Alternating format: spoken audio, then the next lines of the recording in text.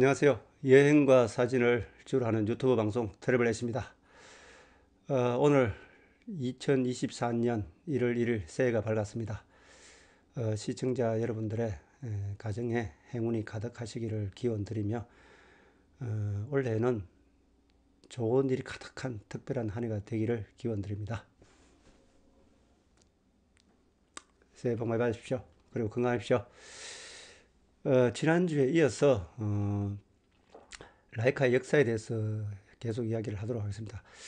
지난주에 좀 뭐 잘해보려고 하다가 이게 또 저희 그 주특기식으로 이렇게 계속 엉뚱한 소리를 많이 하는 바람에 라이카의 역사는 어디로 가고 엉뚱한 소리만 많더라고요. 제가 라이카 역사 2편을 오늘 촬영하려고 지난번 지난 몇 주 전에 했던 1편을 이렇게 다시 보니까 제 자신이 봐도 너무 이렇게 엉뚱한 소리가 많이 들어갔는 것 같더라고요. 그래서 오늘은 최대한 엉뚱한 소리는 안 하고 라이카의 역사만 대해서 좀 해야 되겠다는 그런 다짐을 또 해봅니다. 그러다 또 중간에 세면 안 되는데 어떤 간에 그런 마음가짐으로 해보도록 하겠습니다. 지난주에는 그렇게 이야기를 했죠. 인류 역사에 큰 족적을 남기기 위해서는 자기 자신의 능력도 뛰어나야 되지만 이렇게 함께 같이 할 사람의 인연을 잘 만나야 된다. 뭐 작은 업적은 뭐 나 하나 잘나면 되겠지만 좀 인류 문명의 큰 업적이라고 할 정도로 남기려면 좋은 사람들 만나고 훌륭한 사람들을 만나서 함께 해서 그 입적을 이루는 것이 아니냐. 그 대표적인 이제 사례로 칼 자이저사에서 칼 자이저 박사가 에른스트 아베 오토 쇼츠를 만나서 칼 자이저 역사를 창조했듯이 라이카의 역사도 에른스트 라이츠가 오스카 바르낙, 막스 베르를 만나면서 카메라의 역사가 시작되었다. 이렇게 말할 수 있겠습니다. 그러면 요즘에 이제 제가 요즘에 이 오픈북의 재미를 들었어요. 옛날에는 이런 걸 일일이 제가 다 머릿속에 담고 있는 내용을 이야기했는데 이제는 뭐 그러기보다는 이렇게 제가 이게 블로그에 정리해 놓은 걸 보고 이렇게 이야기해 나가는 게 편할 것 같더라고요. 더 마음이 편코. 자, 그러면 오늘은 이제 라이카 역사 2편을 시작하도록 하겠습니다. 그 아침에 저 창밖에 해가 쫙 올라오니까 이렇게 햇살이 들어오니까 빛도 좋고 오히려 뭐 이 강한 햇살보다 약간 이렇게 구름이 끼니까 햇살이 이렇게 좀 부드러워지거든요. 오히려 사진 찍는 뭐 저 같은 사람들에게는 이렇게 좀 부드러운 햇살, 약간 이렇게 구름 속에 가려진 해가 이렇게 비추는 햇살이 더 좋거든요. 뭐 저는 뭐 그렇게 생각을 합니다. 빛 참 좋네요. 원래는 저에게도 좀 특별한 한 해가 될 것 같습니다. 저도 이제 평생을 꿈꿔온 자유여행가가 되려고 많은 마음의 다짐을 하고 또 다짐을 했는데 원래는 그 꿈을 이루기를 늘 기원해왔고 원래도 그렇게 되기를 다짐하면서 한 해를 살아가도록 하겠습니다. 라이카의 역사를 설명하려고 하다 보니까 제가 좀 고민을 했거든요. 어디서부터 이야기를 해야 될까?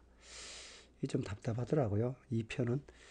그래서 나름대로 제가 이제 영상을 촬영하기 전에 아침에 이렇게 밥 먹고 난 다음에 좀 생각을 해봤는데, 오스카 바르낙을 먼저 얘기하기보다 막스 베럭을 먼저 얘기하면서 칼자 이제 라이카의 그 카메라의 시초 우르를 얘기해 나가는 게 맞을 것 같아서 일단 막스 베럭부터 먼저 얘기를 하면서 시작하도록 하겠습니다. 이게 해살이 비치니까 화면이 잘 안 비네. 그 막스 베럭은 오스카 바르낙보다 7살이 적습니다.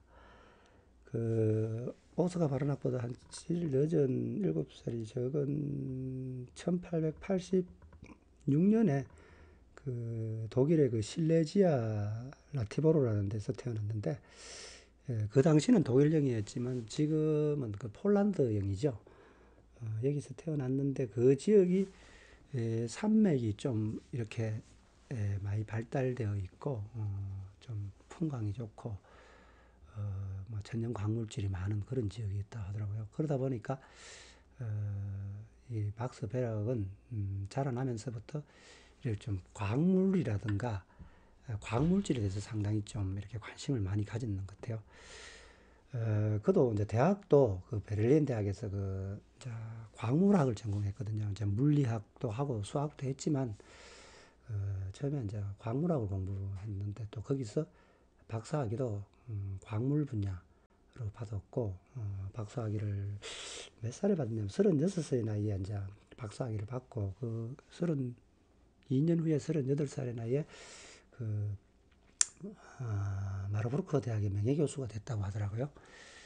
근데 이제 이 막스 베락이 이제 그 당시에 그 정치를 한 그 독일의 3제국이라 하죠. 그 나치 집권 시기에 그때 이제 나치에 그 협력을 하지 않은 그 보복을 받아서 그, 그 뭡니까 교수 자리도 박탈당하고 그렇게 했다더라고요. 이제 나치가 패망한 1946년도에 다시 복권되고 그랬지만 또 그 한 3년 정도 사시다가 또 돌아가셨다더라고요. 이 베젤라 지역은 라이카 역사를 공부하다 보면 베젤라 지역은 에른스트 라이츠 가문도 그렇고 그 지역의 어떤 정치 성향이 그 독일의 그 3제국 나치에게는 상당히 좀 비협조적이고 그런 정치 형태를 좀 싫어했는 것 같더라고요. 그래서 많은 좀 핍박을 받은 도시라고 인터넷에 그렇게 돼 있네요.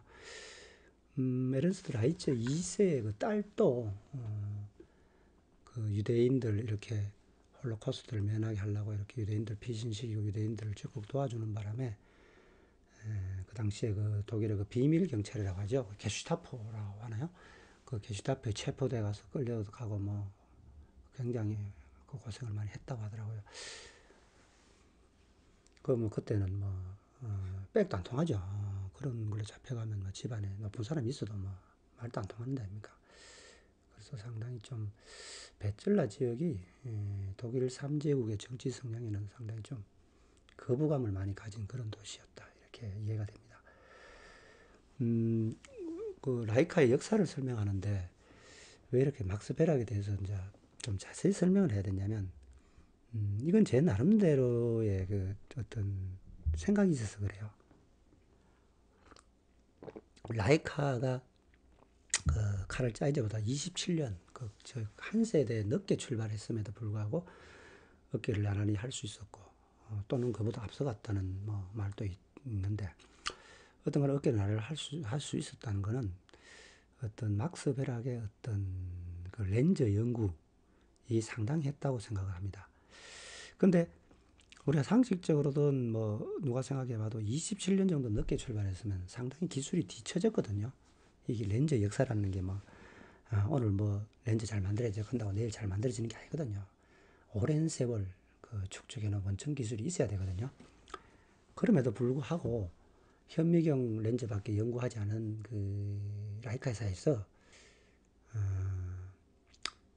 그 카메라 렌즈를 27년이나 늦게 출발해서 그, 그, 그 칼 자이즈 렌즈와 자웅을 기를 수 있었던 것은 막스 베락의 어떤 탁월한 감각이 있지 않았을까 이런 생각됩니다. 그래서 막스 베락에 대해서 쓸데없이 이렇게 좀 잡다한 걸 얘기하고 있습니다. 그 막스 베락과 같이 근무했던 사람들이 이렇게 말년에 이렇게 인터뷰하는 내용을 보면 그 막스 베락이라는 사람은 상당히 학구파였다. 그리고 상당히 사람이 점잖하다. 뭐라는 요즘 우리 어른들 말로 뭐 인격이 됐다고 하나요? 보통 우리가 이렇게 이제 물리학자다, 수학자다, 뭐 무슨 연구를 하는 사람들은 좀 우리 느낌에 선입견 있잖아요. 좀 딱딱하다. 그 인문학적인 그런 감성도 없고 뭐 시 같은 거 읽어도 감동할 줄 모르고 그런 선입견을 갖고 있죠. 그 저도 대학교 다닐 때 이제 공과대학을 다녔는데 확실히 공대 사람들이 재미가 없어요. 직장도 마찬가지고 이렇게 기술직 쪽으로 일을 하는 사람들이 좀 재미가 없고 수치적으로 증명을 좋아하고 그런 좀 그게 몸에 배어버렸죠. 안 그러려고 노력을 많이 저도 했지만 직업상 그런데 자꾸 엮이게 되더라고요. 그래서 뭐 속된 말로 우리 대학교 때 이런 이야기도 했잖아요. 그 뭐 문학과 다니는 친구들은 저 뭐 달을 이렇게 보면 저 달이 참으로 뭐 아름답고 이태백이 놀던 달이 어떠고 저떠고 뭐 이렇게 생각을 하는데 공대 다닌 사람들은 달은 지구 중력의 6분의 1이니까 6분의 1이니까 우주선이 달로 이렇게 탈출하려면 탈출 속도는 루트 분의 얼마에 얼마 이렇게 계산하는 그 식부터 떠올리고 달과 지구의 거리는 뭐 얼마이고 이런 걸 생각한다는 거예요. 달을 보면. 그러나 이제 어떤 좀 시적인 감각이 좀 풍성한 사람들은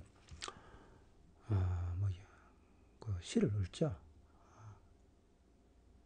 그 옛날에 제가 뭐 오래전에 저하고 여행 동무인 그 황 사장하고 그 중국에 그 황하바른지라고 있어요. 그 황하바른지를 찾아 여행한 적이 있는데 그때 그 황하바른지 얼링홍과 그쪽에 가니까 그 우두산이라고 있어요. 우두산에서 이렇게 내려보면 큰 호수가 있는데 거기서 이제 물이 흘러서 이제 황하로 흘러간 황하바른지다 이렇게 얘기를 하더라고요. 그때 이제 그걸 별들이 잠드는 호수다 이래가지고 싱슈하인가 중국말로 뭐 그렇게 해가지고 밤에 그 호수 잔잔한 요만한 호수들이 엄청 많았는데 그 호수에 밤하늘 별들이 하나하나 다 담기는데 그걸 보고 이제 중국의 그 뭐 이태비가 시도 읊고 이랬다더라고요. 그래서 좀 밤하늘의 별을 보면 좀 뭐 유명한 시인들의 시도 좀 감상하고 그런 어떤 인문학적인 시적인 그런 마음의 어떤 내재적인 요소를 담아낼 수 있어야 되는데 물리학을 하고 이렇게 수학을 자꾸 하다 보면 그런 그보다는 자꾸 어떤 과학적으로 접근하지 않을까 그런 생각이 됩니다. 어떤 간에 이 막스 베르건 그 수학자, 물리학자, 광물학자 그리고 광학자 이런 직업을 갖고 있으면서도 또 등산, 예술, 정치, 경제 이런 데 상당히 관심도 많았고 또 그쪽 분야에 다재다능했다고 하더라고요. 특히 그 플루트를 잘 불었다고 하더라고요. 그리고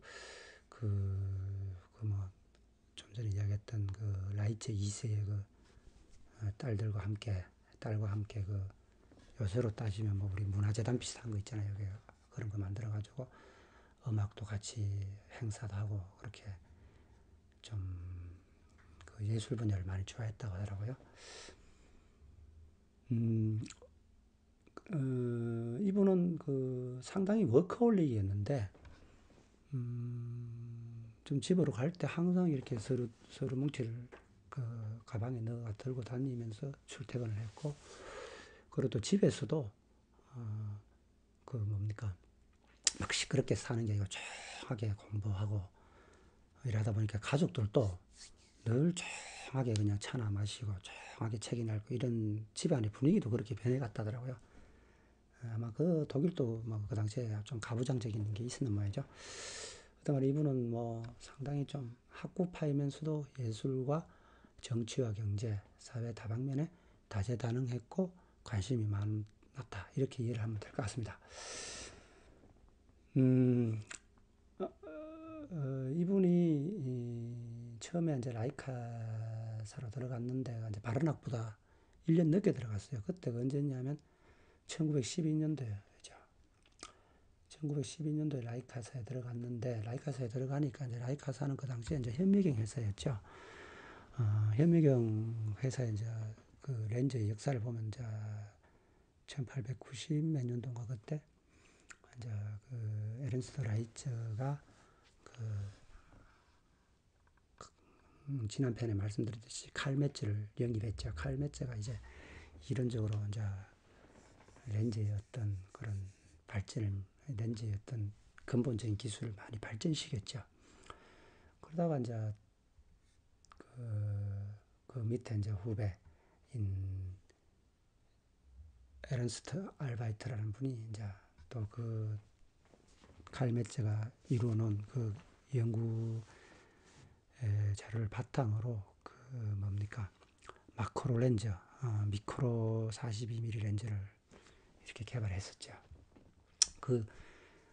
그들과 함께 이제 그 막스 베락도 렌즈 연구에 좀 심리를 기울여 갔습니다.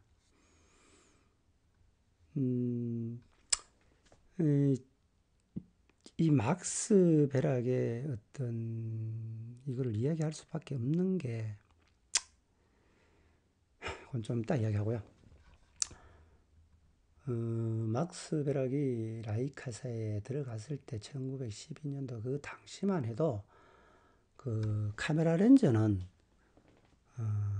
거의 한마디로 뭐 칼자이즈사가 꽉 잡고 있었다고 봐야 돼요. 그 당시에 이제 양대 산맥이 칼자이즈사, 포익트렌드 뭐가 있었는데 그 회사들은 렌즈 개발에 상당히 박차를 가하고 회사에 어떤 엄청난 그 예산을 투입해가지고 많은 돈을 넣어서 카메라 렌즈를 개발하고 있었죠. 이 포익트렌드는 그 페츠발이라는 유명한 그 학자가 있죠. 광학자와 협업을 했는데 페츠발의 기술을 많이 이렇게 받으면서도 어떤 금전적인 특허 문제 가지고 상당히 치열하게 다투어 가지고 어떤 간에 뭐 페츠발의 좀 그 운명이 많이 쓸쓸하게 되었죠. 그때 이제 뭐 누가 잘못했는지 그거는 뭐 정확하게 자료만 봐서는 판단하기 어렵고 우리가 이제 21세기의 지금 천재 철학자라는 그 뭐라노 비트겐슈타인 있죠. 비트겐슈타인이 한 말이 이렇게 생각나는데 잘 모르는 것에 대해서는 침묵하라. 그 상당히 좀 공자님 말씀 같기도 한데 이제 그 천재 철학자가 더 말씀했다니까 더 귀에 들어오는데 잘 모르는 것에 대해서는 침묵하라. 잘 모르고 나대면은 안 된다 이거죠. 나댈 때는 정확히 알아야 된다. 이 말을 제가 하면서 저도 이제 가슴이 뜨끔하거든요. 그 잘 모르면서 지금 제가 나대고 있잖아요.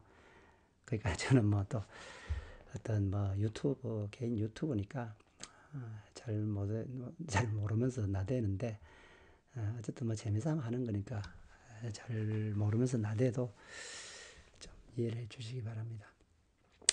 어쨌든 이 포획 트렌드는 그 페츠발로부터 많은 기술을 얻었다. 그래서 그 둘이의 어떤 특허 분쟁 관계가 상당히 좀 치열했다. 그리고 페츠발이 좀 말로가 비참했다. 그 원래 그 과학하고 수학하는 사람들이 뭐 계약서 쓰고 이런 거에 대해서는 잘 모르잖아요.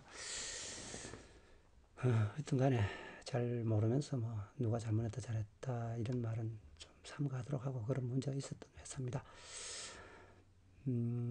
그런데 이제 칼자이즈와 포익트렌드 뭐 그 하나 더 보태면 이제 그 슈나이더도 있었죠. 그런 회사들이 렌즈 개발에 박차를 갖고 있었는데 라이카는 뭐 현미경 렌즈밖에 안 만들어 봤기 때문에 1912년도 그 당시에 렌즈를 개발한다는 거는 우리 뭐 하는 말로 뭐 맨땅 헤딩하는 거거든요. 맨땅 헤딩이 어렵잖아요. 뭐 서울에 올라와서 빈손으로 올라와서 하는 것도 힘들잖아요. 다 인생이 맨손으로 출발한다는 건 상당히 어렵죠. 그래서 이제 그 뭐를 했냐면 이제 렌즈를 하려면 처음으로 어린이 통과하는 그게 있잖아요.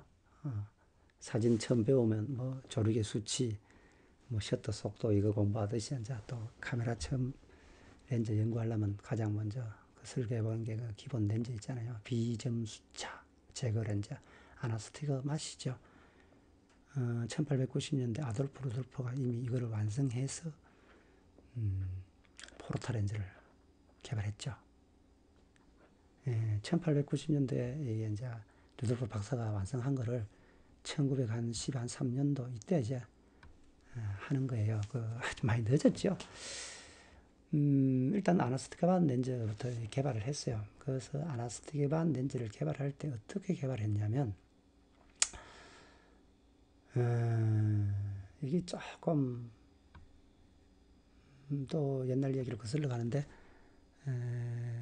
제가 저 칼 사이즈 렌즈 편에 한번 설명했죠. 데니스 테일러가 3중 트리플렛 구조, 3중 구조로 하는 것이 정답이다 이렇게 답을 냈죠. 그래서 루돌프 박사도 3중 구조로서 3회를 딱 갖다 붙여서 1902년에 테사 렌즈를 딱 정립을 시켰죠. 그 당시 광물 재질, 그 당시에 렌즈 재질로서는 이게 답이다 해서 3군 3회. 이게 완전 모범 답안이 딱 나왔죠. 그 막스 베락이 이걸 이제 아나스티그만 렌즈를 개발하면서 자기 나름대로 또 연구를 한 게 3군 3회로 간 게 아니고 3군 5회로 갔어요. 5매를 해본 거예요. 하나, 3매.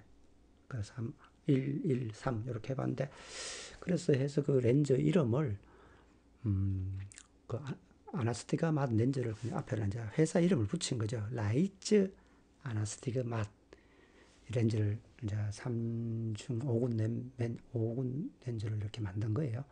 그거부터 해보니까 거기다 또 뒤로 약간 이렇게 살짝 또 이렇게 자꾸 발전을 시키는 거예요. 이렇게 붙여보고 저렇게 붙여보고 접합 그 기술을. 그러다가 그걸 이제 이름을 바꿔가지고 이제 회사 이름을 이제 회사의 상표를 만들려면 회사 이름을 붙여야 되잖아요. 그러다 보니까 그 뭐라고 붙이냐면 엘막스다 이렇게 바꾼 거예요. 엘막스라는 거는 에른스트 라이츠의 이해를 따고 막스 베락의 이름을 따서 엘막스 이렇게 렌즈가 된 거죠. 그래서 이제 이 엘막스가 그 프로토타입 이제 라이카의 소형 렌즈를 만들기 전에 이제 미리 시험해 보는 거 우리가 포토 렌즈죠. 그 포토 렌즈에 부착돼 가지고 됐고, 그 포토 렌즈가 부착해서 해보고 완성됐을 때 이제 진짜 소형 카메라 완성됐을 때는 엘막스 그 렌즈와 아나스티그만 렌즈와 그 다음에 그 엘마 렌즈를 같이 부착을 한 거죠. 그래서 엘마 렌즈가 발전해 가는데 어떻게 발전해 갔냐면 아무리 해도 이게 답이 아닌 거예요. 그래서 결국 엘막스도 3회로 2회를 줄인 거죠. 하나, 2매. 그게 3군 3회. 그게 3군 3회 렌즈를 바꿔가지고 엘마가 된 거예요. 그게 엘마는 3군 3회다. 그래서 테사 렌즈와 비슷하잖아요. 3군 3회. 그 당시에 광물질, 형석의 재질로서는 그 3군 3회가 답인 거는 뭐 정확한 거예요. 결국은 맥스 베락도 3군 3회로 갔잖아요. 3군 5회로 안 되는 거예요, 이게. 어떤 간에 그래서 이제 오해를 많이 받는 거예요. 그 엘마 렌즈가 테사 렌즈를 모방했다. 뭐 슈나이드의 뭐 제나 렌즈라든가 콘탁스 코닥의 액타 렌즈가 3군 3회 테사를 기본으로 했다, 뭐 모방했다 이런 말도 많이 있는데 그 모방이란 단어는 또 함부로 쓰면 안 될 것 같아요. 왜냐하면 모방했다 이런 단어를 쓰면 완전히 이거는 라이카의 자존심을 죽이는 거거든요. 그런 말은 좀 조심해야 될 필요가 있고, 모방했다기보다는 좀 그런 근간을 근본으로 해서 자기들만의 창의성을 살려서 별도의 렌즈를 만들었다 이렇게 얘기하는 게 맞지 않을까 생각을 합니다. 그 분야는 정확히 모르면서 막 함부로 얘기하면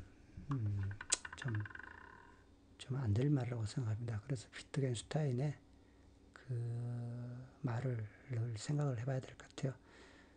잘 모르는 것에 대해서는 침묵해야 한다.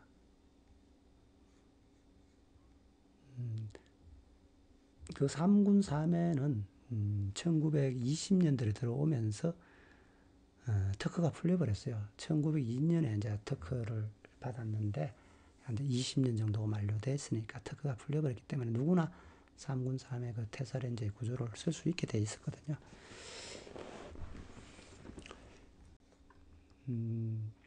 왜 이렇게 길게 막스 베락을 얘기하는데 아까 뭐 음악도 이야기하고 플루트 연주도 이야기하고 이렇게 했냐면 이제부터 제가 말하는 그 제 뇌피셜, 저만의 어떤 추정하는 생각이죠. 거기가 이제 MSG를 쏟아붓는 거예요.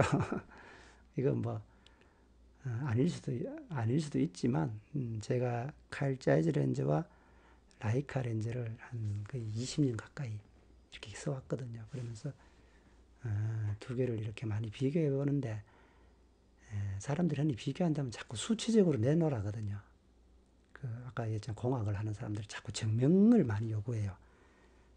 칼 자이즈 렌즈와 라이카 렌즈의 해상도가 차이 나면 해상도가 얼마만큼 좋냐, 수치적으로 물리학적으로 얼마나 좋냐, 그런 걸 자꾸 말하기를 좋아하는데, 그건 없습니다.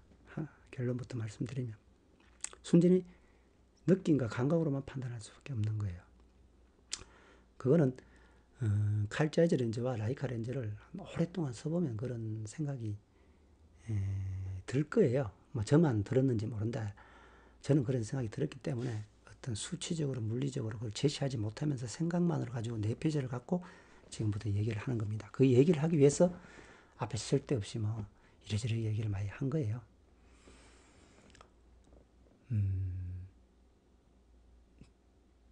아마도 막스 베르그는 이렇게 렌즈를 설계해보면서 이런 생각을 했을 것 같아요. 한 세대를 늦게 출발해서 지금 이제 맨땅 헤딩해서 과연 내가 칼 자이즈의 렌즈 유명하잖아요. 테사 땅구멍, 이 피부에 땅구멍마저 다 보인다는 그 유명한 렌즈 있잖아요. 독수리에 있는. 지금 출발해서 그 렌즈를 따라잡을 만한 렌즈를 개발할 수 있을까? 그리고 지금 당장 그 소형 오스카 바르나기 소형 카메라를 내놔야 되는데 거기에 맞는 렌즈를 갖다 붙여야 되는데 이거 뭐 렌즈가 뭐 하루만 뚝딱 나오는 것도 아니고 그 칼 사이즈보다 우수한 렌즈를 만들어낼 수 있을까? 이에 대해서 어떤 생각을 깊게 했겠죠. 그래서 제 생각에는 막스 베락이 이런 생각을 했을 거라 생각을 합니다. 아니 뭐 사진이라는 게 꼭 뭐 해상도가 좋고 뭐 선회도가 좋아야 되냐? 사진을 딱 봤을 때 사진이 느낌이 좋으면 되는 것이지 그것이 땅구멍이 보인다 해서 좋은 렌즈는 아닐 것이 아니냐. 물론 과학적으로 물리학적으로 하는 그런 연구 렌즈들은 그러기 좋다고 할 수 있죠. 근데 사진이라는 건 예술이잖아요. 이걸 하는데 무슨 땅구멍마저 보이면 좋지만 안 보이면 또 어떠냐 이거야. 그래서 이제 접근 방향을 틀었다고 생각을 해요. 어떻게 틀었냐? 사진이 좋으면 된다. 색감이 이쁘면 된다. 물론 그 당시에는 흑백밖에 없었죠. 사진의 느낌이 좋아야 된다. 이렇게 접근을 했지 않을까 생각을 합니다. 그래서 확실히 칼 자이즈 렌즈와 라이카 렌즈를 써보면 그런 느낌을 받을 수가 있어요. 확실히 해상도 칼 자이즈가 제일 좋습니다. 그러나 사진이 칼 자이즈 라이카 렌즈보다 찍은 사진이 좋다고는 이건 말을 못해요. 그렇다고 말을 할 수도 있고 안 할 수도 있고 그건 사람마다 다 다른 거예요 이게. 그래서 이제 막스 베락은 어떤 느낌 좋은 사진, 그게 결국은 그 쨍하지 않는 사진, 부드러운 사진, 그리고 아웃포커스를 줘서 사진의 어떤 느낌을 감동이 오는 그런 느낌을 주는 사진을 만들어준 렌즈에 착안을 했지 않을까 그렇게 생각이 됩니다. 그래서 라이카 렌즈들이 보면 상당히 아웃포커스가 좋아요. 색감도 좀 화사하죠. 아름답죠.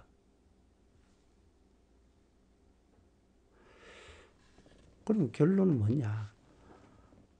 결국 막스 베럭은 라이카 렌즈만의 독특한 느낌이 드는 그런 렌즈를 설계했다. 그럼 왜 그렇게 설계했냐? 그거는 공학적으로 물리학적인 DNA만 있으면 그게 되지 않는다는 거예요. 정직한 걸 좋아하잖아요. 과학자들은.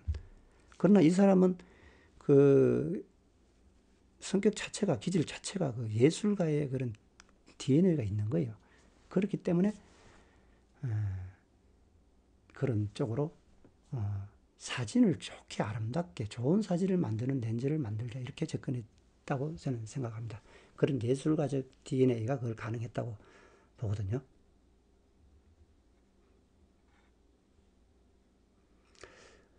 우리가 뭐 라이카 하면 뭐 흔히 이야기하죠. 막스 베라. 라이카 하면 뭐 바르낙 M3 그잖아요.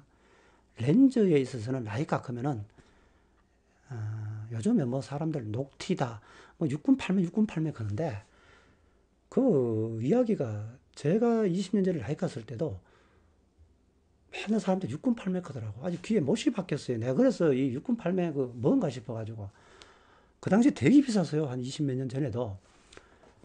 그래서 몇 달 월급 들어가지고 육군팔매를 산 거예요. 그래서 육군팔매를 써봤다? 좋긴 좋아요. 근데 이게 이렇게 비싼 돈을 주고 육군팔매를 쓸 필요가 있냐 이런 생각이 들더라고. 저는 그래서 그 육군팔매를 팔아가지고 그 주마루 렌즈를 썼어요. 그 당시에 사람들이 주마루 렌즈를 쳐다보지도 않더라고. 요즘 말로 완전히 똥값이에요.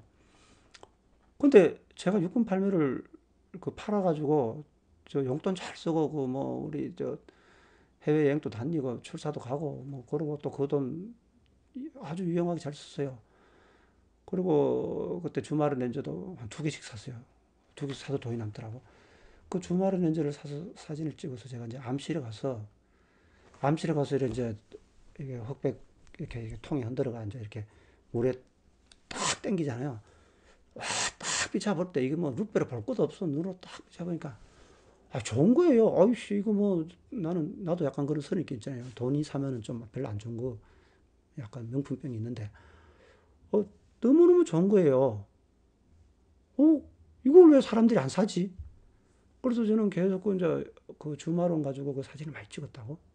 근데 육군 발매는 뭐 나쁘다고는 얘기는 못해요. 제가 아까도 말했지만 잘 모르면서 얘기를 하면 안 돼요.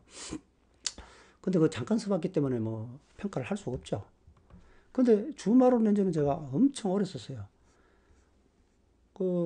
제 개인적으로는 육군 발매보다 주말원이 나요.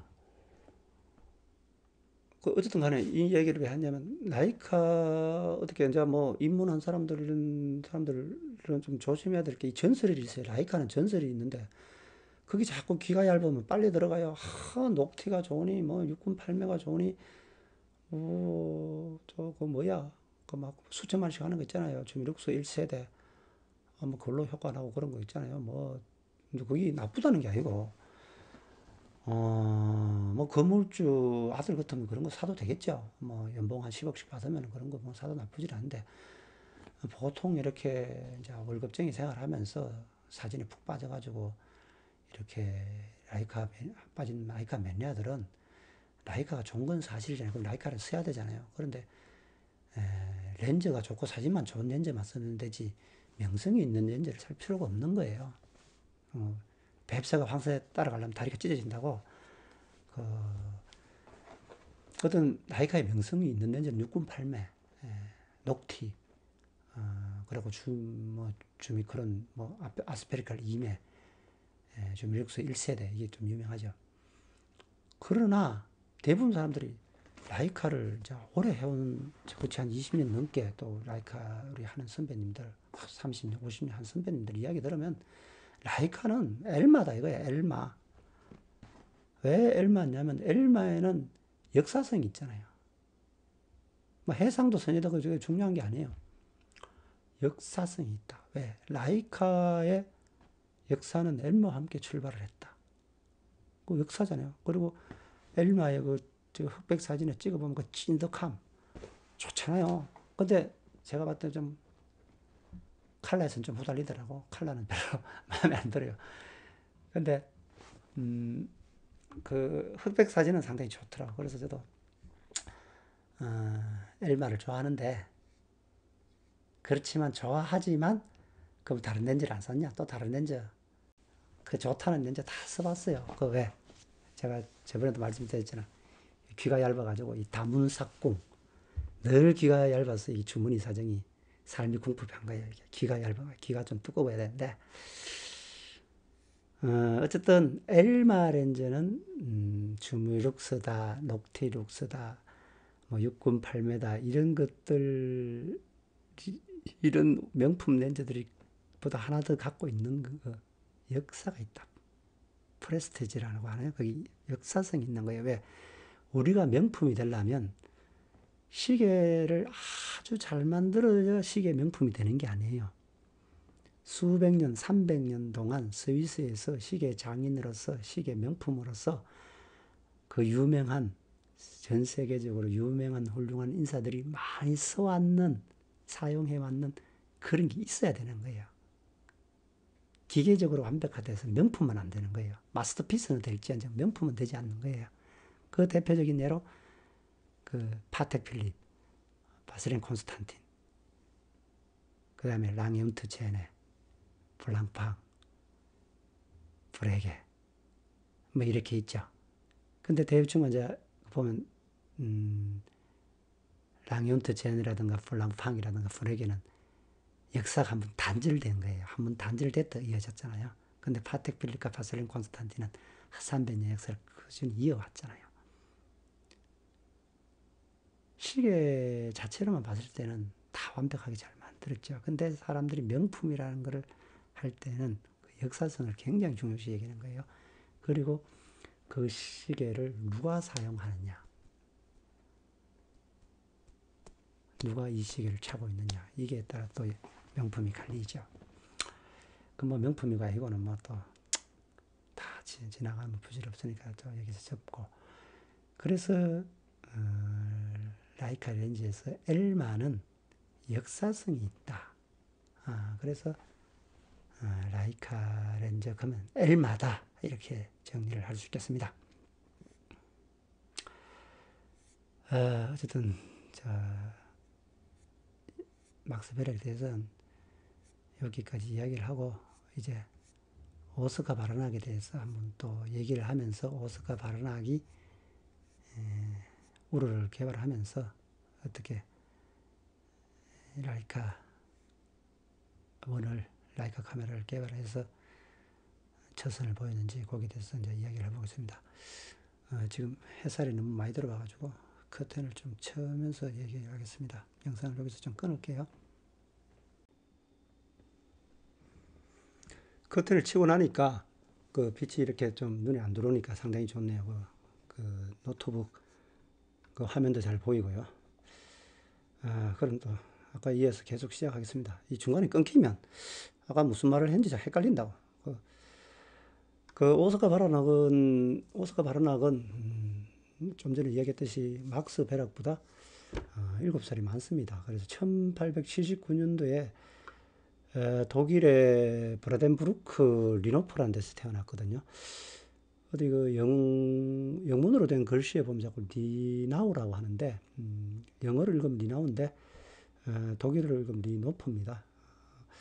지도에서 보시다시피 그 동쪽에 베를린이 있고 서쪽에 베젤라가 있죠. 그 베를린 밑에는 그 드레스덴이 있고 드레스덴 옆에 그게 이제 그 트리켄 숲이 있고 베젤라가 있고 베젤라 밑에 슈트가르트가 있고 그 옆에 검은 숲이라고 있죠. 블랙 포레스트라고 하네요. 그러니까 독일을 중심으로 해서 동독과 서독이 나눠지고 이렇게 배치가 이렇게 딱 돼 있죠. 밑에 똑같이 좋은 숲이 있고. 그 아버지가 그 선생님이어서 그런지 그 아버지가 이제 베를린 근교로 이사를 가게 된 거예요. 어릴 때 리트펠트라는데 그 우리 서울로 따지면 뭐 이제 경기도하고 서울 요 외곽쯤 되겠죠. 거기에 이사를 가서 거기서 이제 어린 시절을 보내고 거기서 이제 상급학교 지센드로프 슐레라는 데서 이제 기계공학을 전공했다 이렇게 이야기가 나오거든요. 어릴 때 그 좀 관심이 있었던 분야는 그 풍경 쪽 그 그림에 관심이 있어가지고 풍경화가가 되려고 좀 어릴 때 꿈을 가졌나 봐요. 그러니까 이제 아버지가 좀 말렸죠. 택덤질 하지 마라. 뭐 자식의 어떤 장래를 생각하는 거는 어떤 뭐 동양이나 서양이나 부모님의 똑같은 마음이죠. 뭐 미술을 해서 뭐 나쁘다는 게 아니고 늘 그 부모님은 그래 생각했죠. 그 장래를 생각하면 예술이라는 거는 그 평범한 사람들이 하게 되면 늘 가난이 함께한다 이런 그 선입견이 많이 있죠. 저도 예전에 고등학교 다닐 때 트럼펫 부는 게 그렇게 좋아가지고 우리 고등학교 때 밴드부로 들어가려고 그랬다가 우리 그 선친한테 이야기 꺼냈다가 맞아 죽을 뻔했어요. 그 시골에서 지는 그 지게 있잖아요. 지게 짝대기로 아주 맞아 죽을 뻔했어요. 내가 평생 살아오면서 우리 선친이 그렇게 화를 낸 적은 없었어요. 그때 그 시골에서 말이야 뼈 빠지게 농사 지어가지고 뭐 고등학교 보내고 이렇게 해놓으니까 뭐 어디 밴드부 나가서 그 당시 밴드부라는 게 딴따라잖아요. 막 농땡이 뭐 술이나 먹고 담배나 피우고 좀 약간 이미지가 좀 안 좋았어요. 이 밴드부라는 데가. 그러다 보니까 우리 선친도 이제 그걸 알게 됐고 그래서 제가 밴드부 못 들어갔죠. 그런 식으로 어떤 부모님들은 어릴 때 뭐 자식이 하고 싶다 한다 해서 다 시켜주는 게 아니고 이 애의 장래에 도움이 되는 걸 자꾸 시키려 하는 그런 부모님의 그 어떤 책임감과 그 사랑이 있죠. 어쨌든 그래서 그걸 못하고 풍경학을 하고 싶은데 못하고 어디로 갔냐면 지센도르프를 졸업하고 그 베를린에 있는 마스터 람페라는 곳에 갔어요. 이거 인터넷 찾아보니까 마스터 람페가 많은지 도저히 나온 데도 없어. 그래서 제 생각에는 요즘으로 따지면 기술산업학교 이런 것 같아요. 우리나라 따지면 공고 졸업해서 뭐 기술산업학교 좀 가잖아요. 그런 것 같아요. 좀 더 공고보다 좀 더 전문적으로 공부하는 그런데 같아요. 그 가서 이제 천문학에 관련된 그 천문학 청량기계, 항해 청량기계 이런 걸 좀 관심을 가졌는데 그걸 공부하다 보니까 푹 빠진 거예요. 그러니까 뭐 본인 스스로 이제 신난 거죠. 뭐 억지로 하기 싫은 거 해라 하면 잘 안 되는데 자기가 좋아서 하니까 급속도로 성장을 하는 거죠. 그때부터 이제 기계 기술자의 엄청난 성장이 있었다. 그렇게 생각이 됩니다. 거기서 좀 배우다가 이제 더 이상 배울 게 없다. 그 남패로 떠나가지고 저 어디로 갔냐면 유럽 전역으로 여행을 떠났어요. 그 이 바르낙이라는 분이 보면 그 약간 좀 천재적인 기질이 있는 것 같아요. 그런데 좀뭐그 체력은 좀 받침이 안 된 것 같아요. 늘 어릴 때부터 그 지병이 있었다 그래요. 그게 그 천식이라는 건데 그 어쨌든 그 병 때문에 좀 숲속으로 가서 요양하고 좀 회사 다니다가 한 뭐 몇 달 일하다가 또 몇 달 쉬다가 뭐 이런 식이에요. 계속 그 우리나라처럼 줄곧 뭐 한 직장 10년, 20년 이렇게 근무하는 스타일이 아니고 좀 다니다가 그만뒀다, 좀 다니다가 그만뒀다 이런 스타일로 일을 한 것 같아요. 그러다 어떤 좀 그게 아마 지병인 천식 때문에 그러지 않았을까. 그리고 그것도 그거지만 본인의 어떤 여행을 좋아했는 DNA도 있었지 않을까 그런 생각이 됩니다.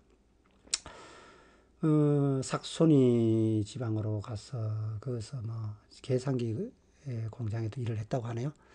근데 뭐 인터넷에 보다 보니까 나는 그 당시에 계산기가 어떻게 생긴지 구경을 못 했는데 궁금하더라고 어떻게 생긴지. 그 뭐 인터넷에 보면 뭐 계산기 이 공장에 일할 때 주인이 야 이거 좀 뭐 내가 밖에 좀 나갔다 올 테니까 이 청소 좀 해놔라 이러는데 이 청소를 하는 게 아니고 확 분해해가지고 확 조립을 해서 싹 건치는 거예요. 이 주인이 와서 깜짝 놀랐다는 거예요. 이 사람이 이거 보통 사람이 아니네. 그래서 대접을 잘 해줬다네요. 그리고 그 1902년 그 예나 쪽으로 이렇게 그 여행을 했죠. 예나 쪽으로 여행을 하다가 거기서 우연히 이제 그 예나에 있는 그 칼자이저 광학연구소에 그 합류를 하게 되죠. 취직을 하게 됐죠. 그 광학연구소에 연구하다 보니까 또 이제 사진에 관심을 갖고 저 뭡니까? 아까 예나 밑에 그 트링겐 숲이 있잖아요. 그거 가서 이제 사진기 5 곱하기 7인데 옷에 이제 A 바이 10보다 좀 작고 4 곱하기 6보다는 좀 큰 게 이제 5 곱하기 7이잖아요. 그 목재 카메라 큰 이런 거를 들고 다니면서 트링겐 숲에 가서 사진도 찍고 사진을 좋아했나 봐요. 그러다 보니까 이게 무겁잖아요. 이따만한 거 들고 다닌다니까 몸도 안 좋은데 그때부터 아마 이게 좀 카메라가 좀 적으면 안 될까라는 그런 생각을 갖지 않았을까 그런 생각이 되거든요.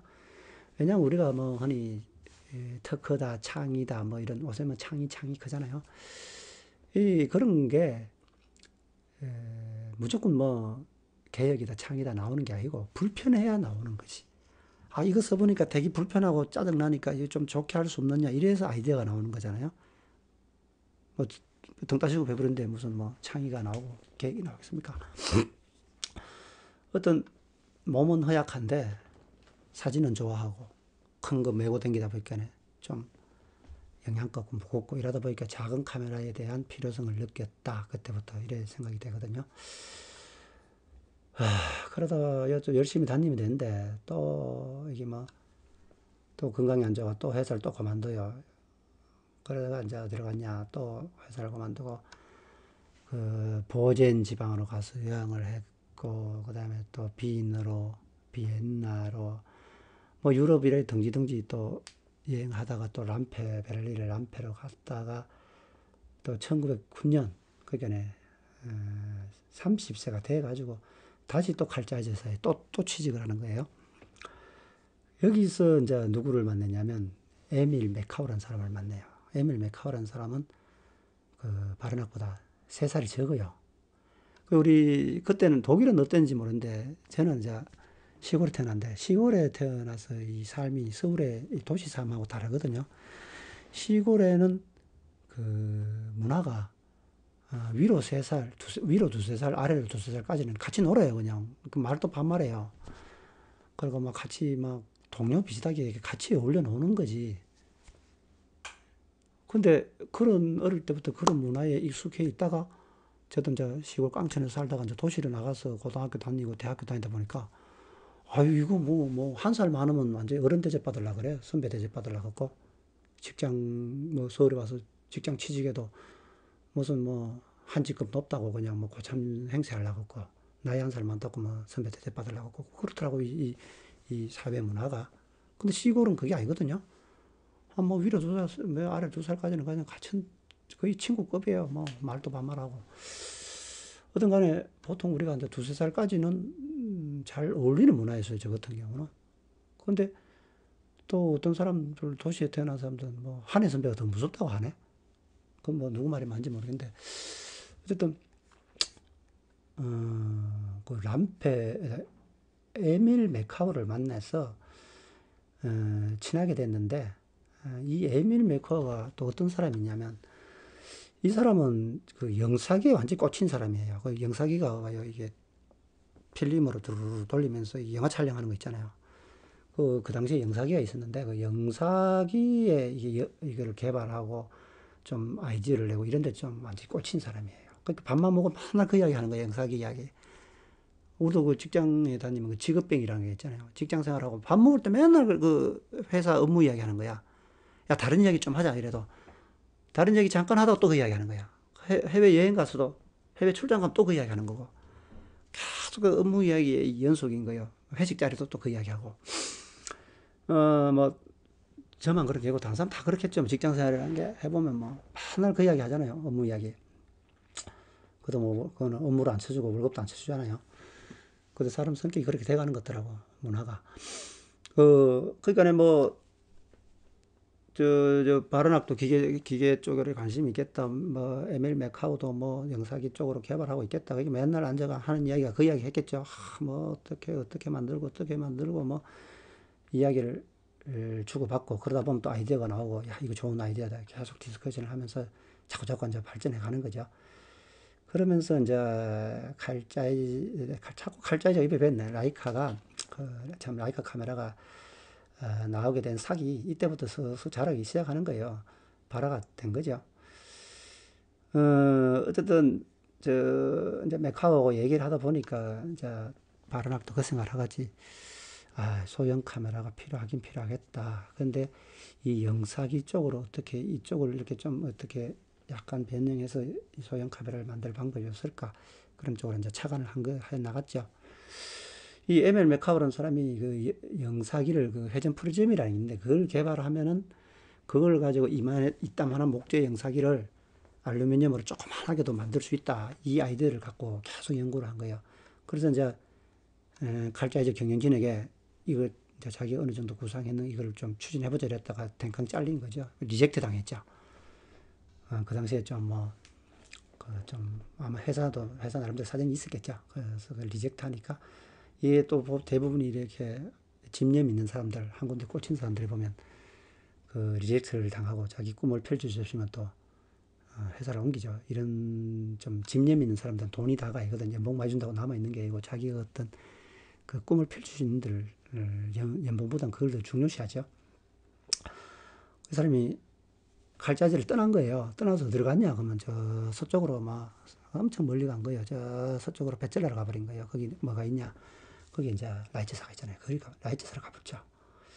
그러니까 저 베르나기 낙동하고 오래 된 거예요. 아이고, 안 그래도 바르낙은 그 성격이 좀 소심하고 좀 내성적인데, 메카오가 갚으니까 혼자 그냥 밥도 혼자 먹어야 되고, 뭐, 혼자 뭐, 얘기할 사람도 없고, 그래가지고 이래 있다가 자기도 나름대로 뭔가를 좀 개발해가지고, 뭐를 개발했냐면, 그, 그 뭡니까, 그 소형 카메라를 어느 정도 자기 나름대로 구상한 게 있다라고, 그걸 구상해서 경영진, 인터넷에 보면 구디오 맹겔이라는 사람한테 보여줬다가 그냥 그 리젝트 당했다는 썰이 있다 하더라고요.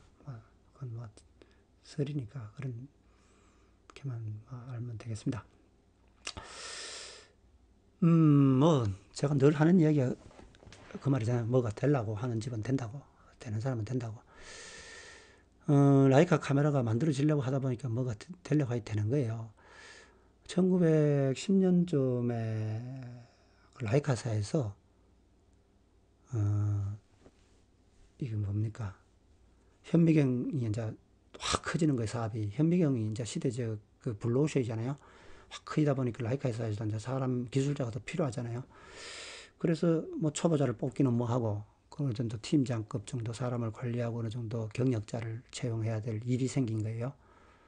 그래서 좀 기술이 뛰어나고 경력이 좀 풍부한 사람을 좀 뽑자 이렇게 됐는데 이 에밀 메카오가 자스트 모먼트 내가 잘 아는 훌륭한 사람 소개했다 이래가지고 경영진에다가 오스카 바르낙을 소개한 거예요. 그래서 이제 오스카 바르낙이 이제 라이카사에서 이쪽으로 이제 오스카 바르낙을 데려올로 컨택을 했는 모양이더라고. 근데 이제 독일은 기업 정신이 참 배울 만하죠. 그 남의 회사에 이렇게 공들이 키워놓은 사람들을 그게 돈 몇 푼 더 집어주고 이렇게 살짝 빼가는 거 그런 거를 상당히 좀 좋지 않게 보는 그런 기업 문화가 있는 것 같아요. 우리가 흔히 이야기하죠. 상도죠, 상도. 우리가 사람이 살아가면서 황금 만능주의가 되다 보니까 그게 다 없어져 버렸는데 서글픈 인생이죠. 어떤 그걸 가지고 라이저사에서 많이 망설였다는 그런 이야기가 있더라고요. 또 바르낙도 그 자기가 몸이 좋지 않기 때문에 한 뭐 1년 다니다가 또 몇 개월 쉬다가 또 1년 다니다 이렇게 밖에 회사 생활을 못 하니까 자기가 좀 바르낙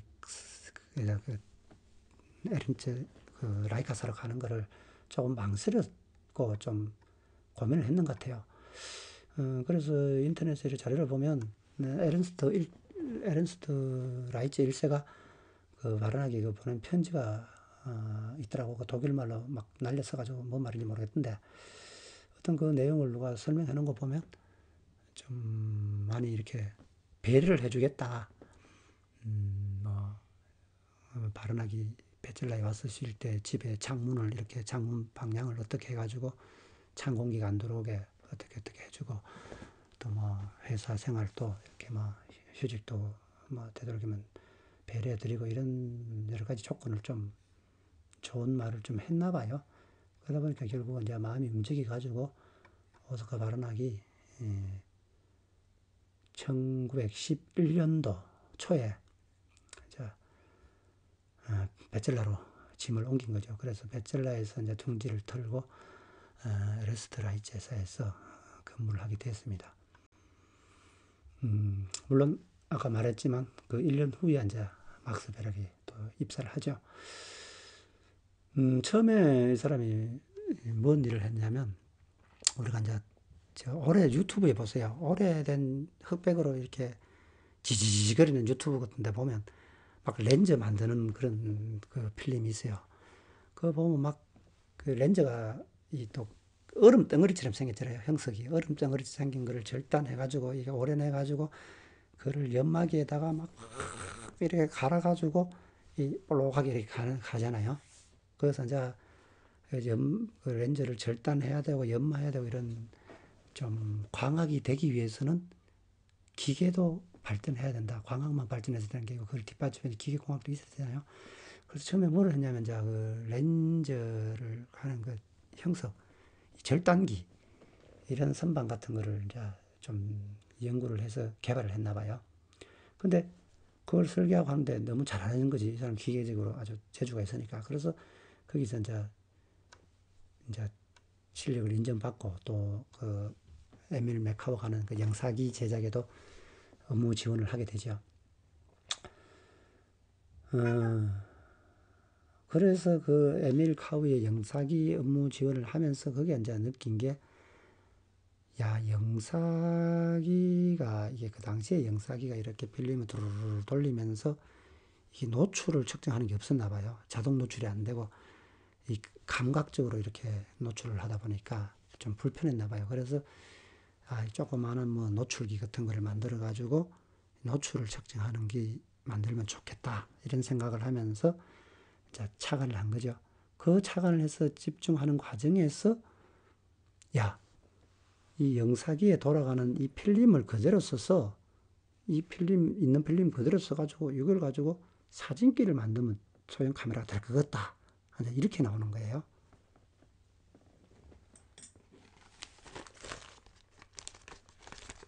그 당시에 코닥에서 만들어가지고 시중에 굴러다니는 필름이 이런 거예요. 이 35mm 필름이죠. 이걸 35mm 필름이라고 하는 것은 왜 35mm 필름이라고 하냐면, 요 높이가 35mm예요. 요 높이가 35mm인데, 실질적으로 요 구멍 뻥뻥 뚫린 거 빼고 나면 실질적으로 이미지가 담기는 거는 높이가 24mm예요. 그래서 35mm 필름인데, 코닥사에서 이거를 모델 남바는 135예요. 그 6구에 들어가는 거는 그 120이고, 요거는 135 모델인데, 높이가 35mm이기 때문에 35mm 필름 주세요. 그러면 사진관 아저씨가 35mm 필름 주죠. 그래서 그 당시에 이 필름이 35mm인데, 그 당시에는 이렇게 쓰는 거예요. 35mm에다가 요쪽으로 높이를, 이게 노기술을 재보면 정확히 24가 맞거든요.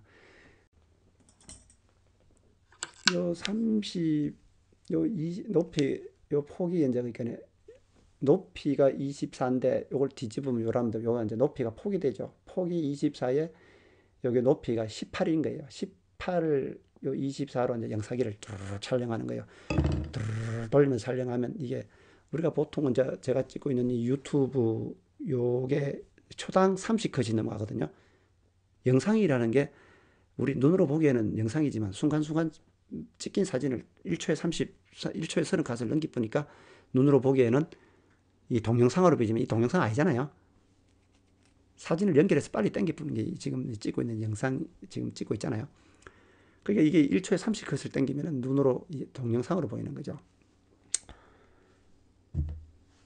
그러니까 요 높이, 폭 24, 높이 18, 요 필름인데 이걸 돌리는 거예요. 그래서 오사카 바라나기 생각해 봤다고. 이거를 잘하면 사진기가 되겠네. 근데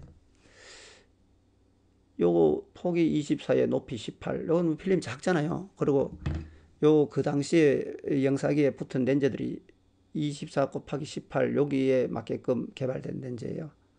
그래서 요걸로 하면 너무 작다 그런 생각이 들었는데, 그러면 어떡하냐? 너무 작잖아 필름이. 그래서 또 아이디어를 낸 거예요. 사진기에다가 이렇게 뒤집으면 되지 않느냐? 영사기는 이렇게 필름이 이렇게 감지만 사진기는 이렇게 감잖아요. 그러니까 그러면 두 장을 하자. 영사기 필름을 두 장으로 넣으면 이 18이 36이 되는 거예요. 그러니까 24, 높이는 24, 폭은 36이 되는 거예요.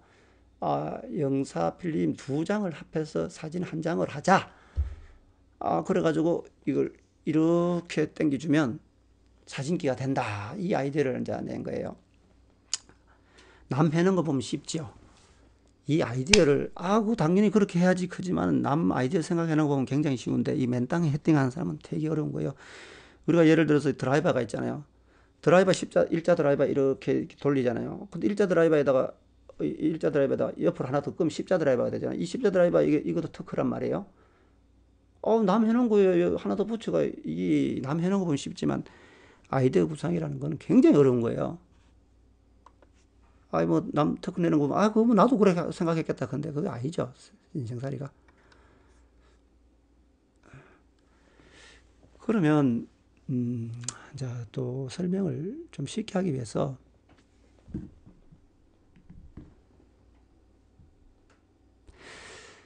그 뭡니까? 이미지 서클에 대해서 한번 설명을 해볼게요. 그 이미지 서클이라는 걸 알아야 됩니다. 이 사진에 이 시간이 많이 가는데 큰일 났네.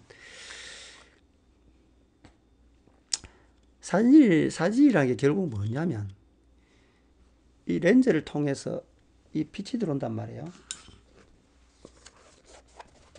렌즈를 통해서 빛이 들어오는데 여기 보면 이게 원형으로 들어온단 말이에요. 원형으로.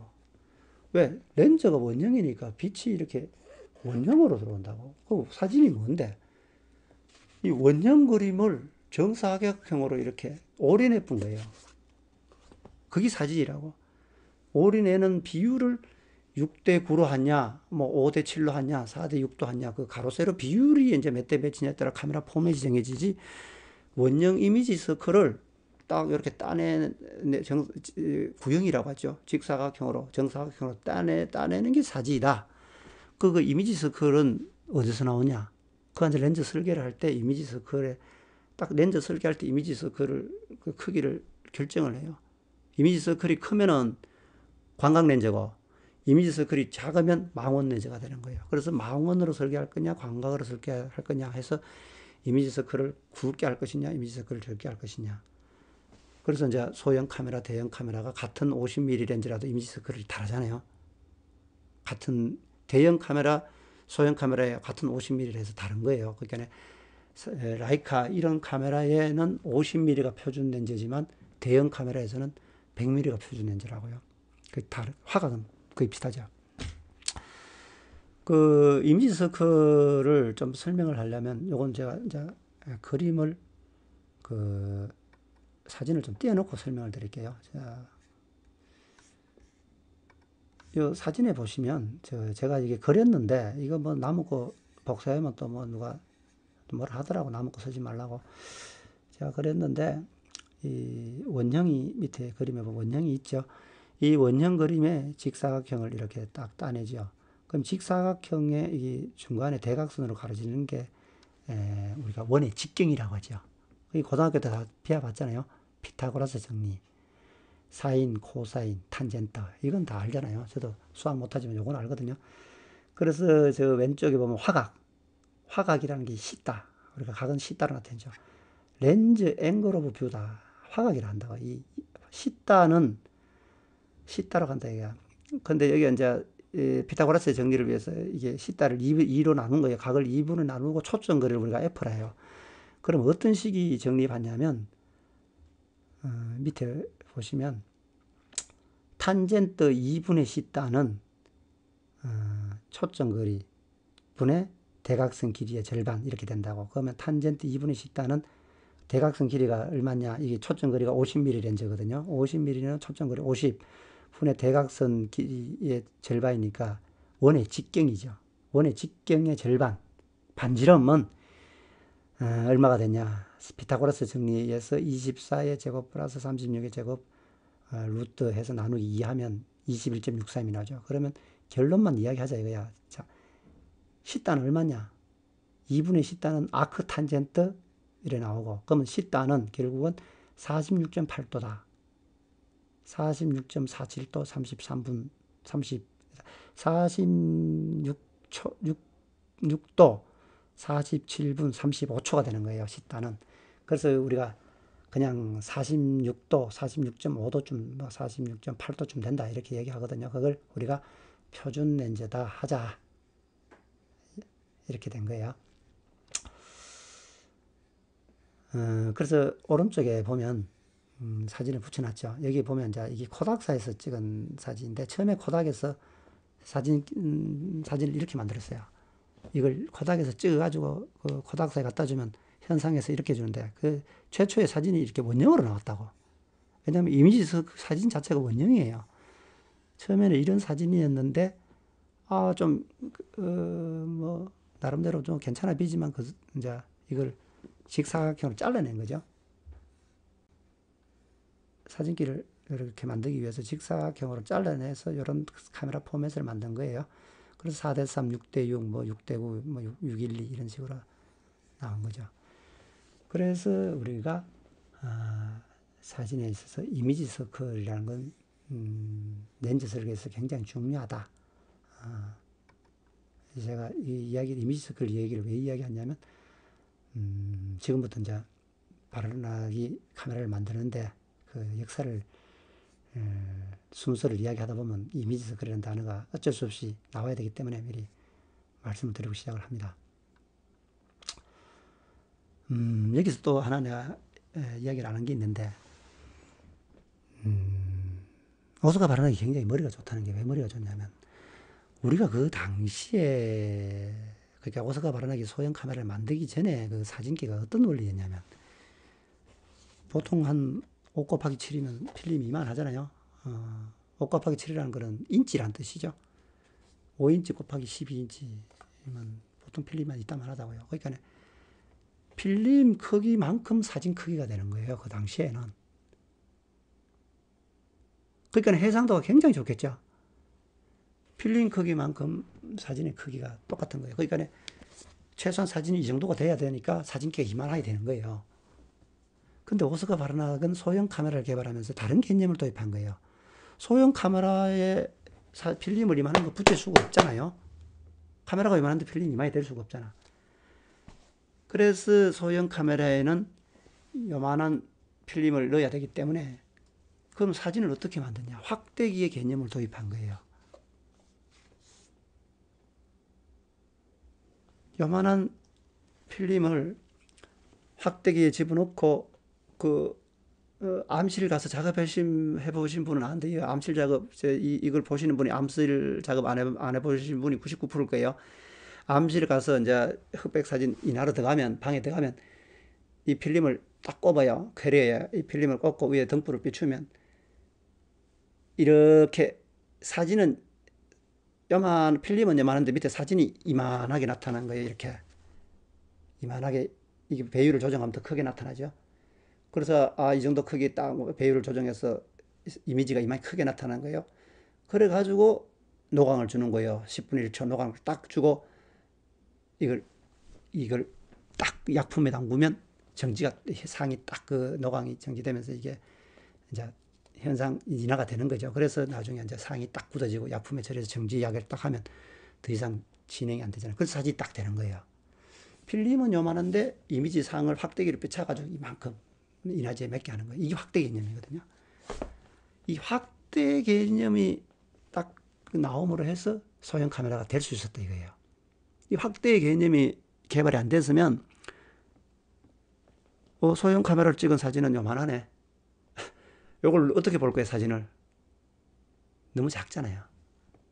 그래서 소형 카메라를 만들면서 확대기 개념까지 만든 거예요. 그게 천재죠. 뭐 기계 나사 몇 개 만들었다고 천재라는 게 아니에요.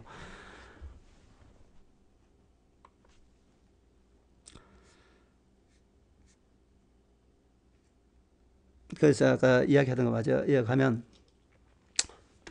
이제 영사기를 개발하면서 영사기를 개발하면서 이 필름을 이용해서 사진기를 만들었다 하는데 렌즈가 없네. 렌즈가 왜 없을까? 렌즈는 당연히 그 당시에 있었던 테사에서 테사 키노라는 렌즈가 있는데 테사 키노 렌즈는 키노가 말뜻이 그 영화 요거 24 곱하기 18 여기에 이미지 크기가 딱 맞춘 요만한 이미지 서클을 만드는 거예요.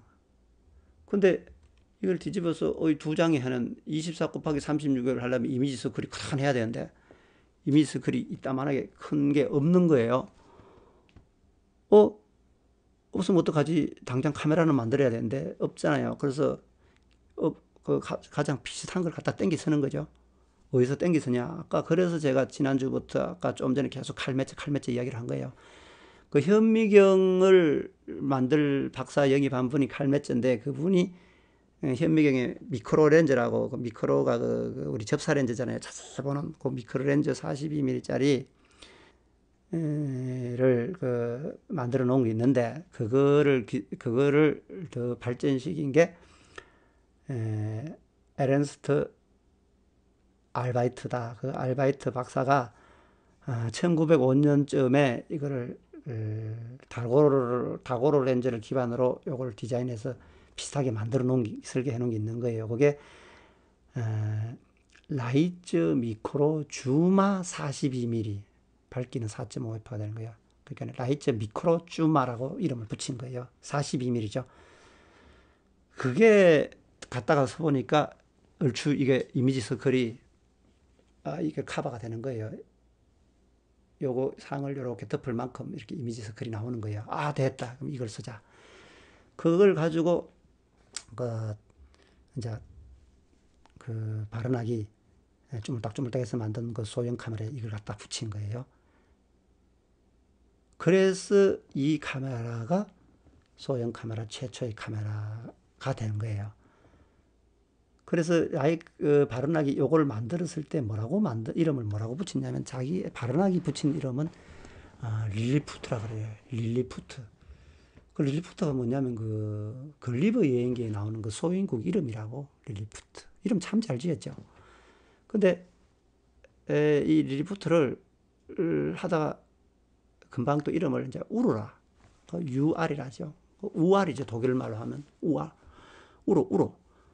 독일 말로는 우로가 기원, 최초, 원시적인 이런 뜻이죠. 그게 기원이다. 우알 카메라의 기원이다 이거죠. 우알이라 붙인 거예요.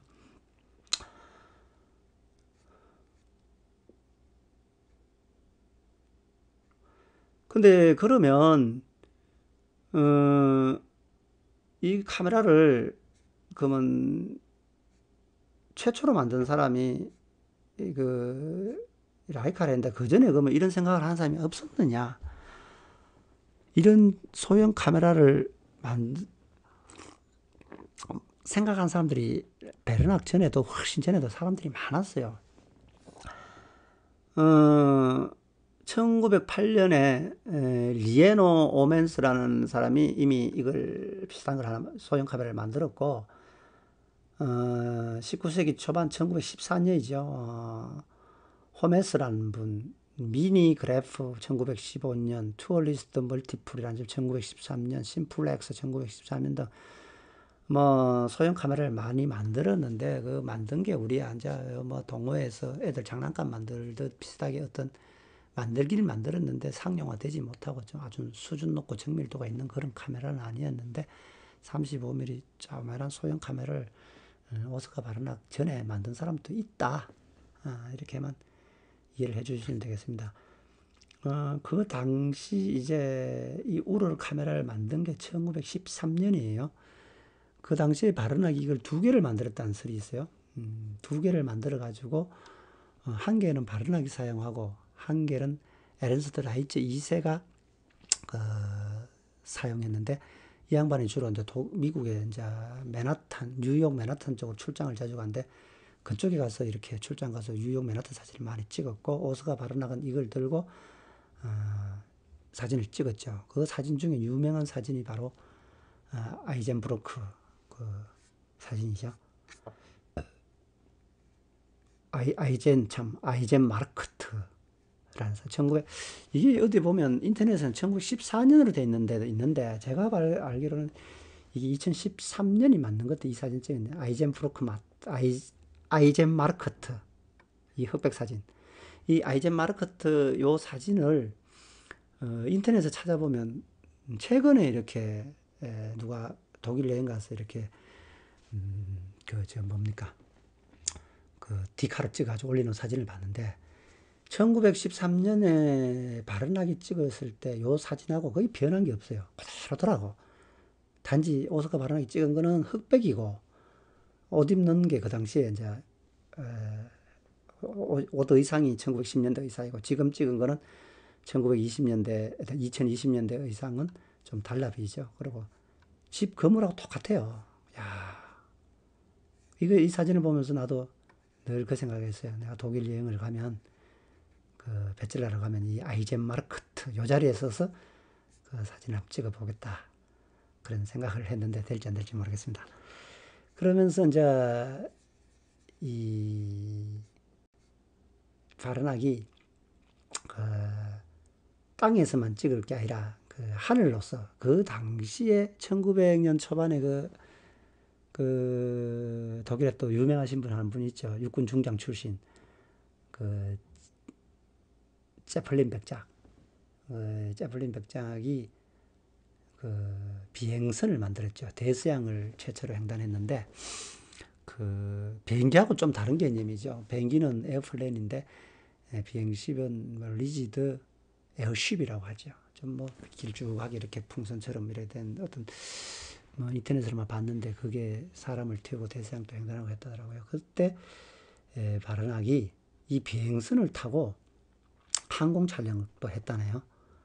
그래서 우러 가지고 항공 촬영도 하고 뭐 산에 가서 또 찍고 뭐 시내도 찍고 뭐 여러 가지 이제 계속 찍는 거죠. 찍어가 또 테스트하고 그러죠. 그때가 1914년도에 사진을 많이 찍었다. 근데 이제 유럽에 1914년도 유럽에 또 격변기가 하나 생기죠. 그게 이제 1차 세계대전이 8월 달인가 터졌지요. 오스카 바르낙은 뭐 천식기도 있고 몸도 안 좋고 이러고 어쨌든 뭐 나이도 30 넘었고 이러가 정집이 안 됐는 것 같아요. 정집에 빠지고 나서 그 당시 전쟁 시기에 이제 그 아까 베첼라 옆에 있는 검은 숲, 그 에른스트 라이츠 1세 아마 별장이 그쪽에 있었는 것 같더라고요. 그 에른스트 라이츠 1세와 그 검은 숲 쪽에서 요양하면서 계속 그 카메라에 대해서 설명하고 이야기하고 또 테스트하고 그런 과정을 거치면서 이제 진화해 가는 거죠.